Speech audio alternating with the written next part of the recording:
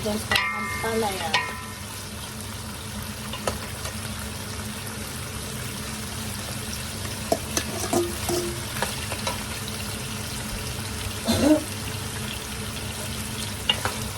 Ito kasi yung pinakita niya. Paano ko maghiwa. Ito na.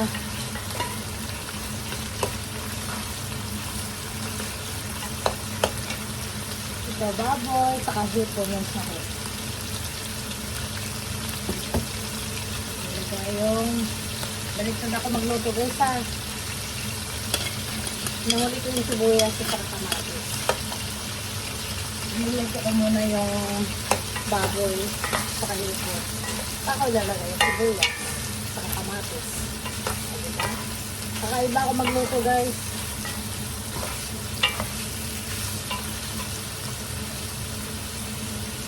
Kanya-kanyang diskarte lang. Convince na ako convince. Kaya natin kamatis.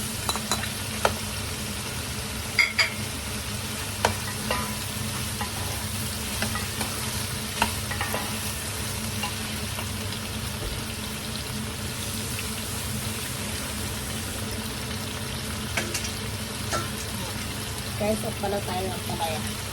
Mga better dyan. Mahin kayo ng palaya. Saan nawa kayo ng dito.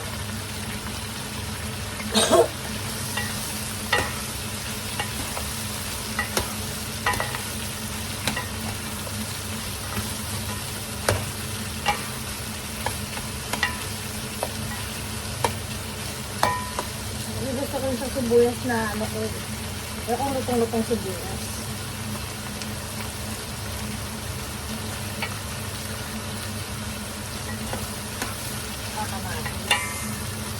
Ay iba gusto nila yung lutong-lutong kamatis. Ako ayaw ko naman gusto yung ano ng hapto.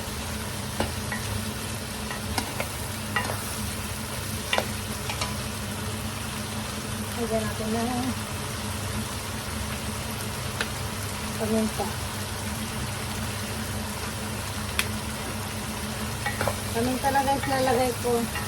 Sarap. May timpla na yan. May timpla na yung ano ko yung baboy sa kanipon. Ano na yung gusto ko yung ganyan lang. Tapos sunod natin yung ampalaya. Okay.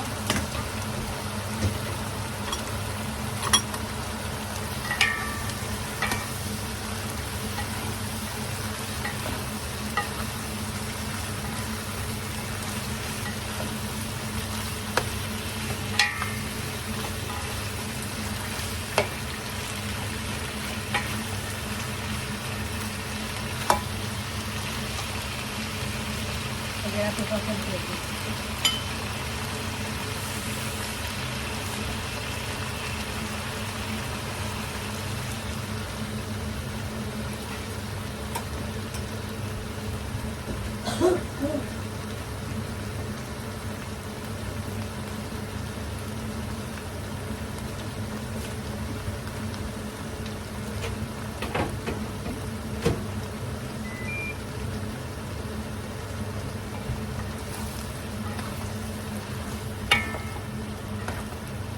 Gulat kayo, akala nyo paminta lang nilagay ko. Mayroon ano yan.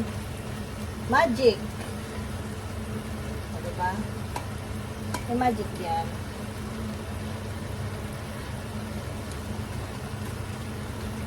Ano? Ayaw ko maglagay ng patis.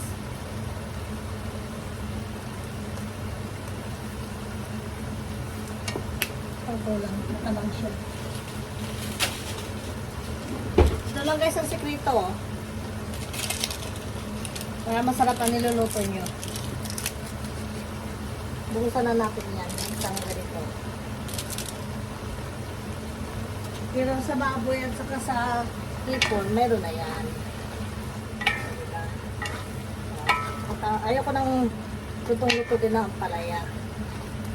Ngayon, okay na yan. Lagyan na natin ng itlog.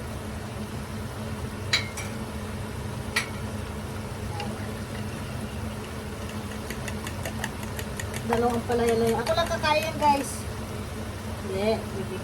Bibigyan ko yung dalawa kong kasama sa trabaho.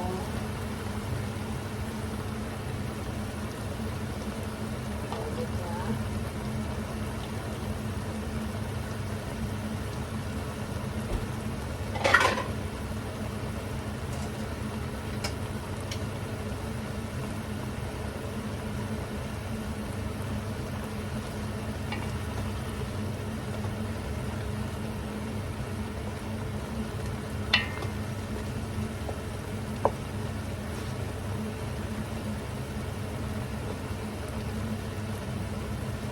Tapos na. Kainan na. Oh, guys, ano? Kain na tayo. Thank you for watching. Bye!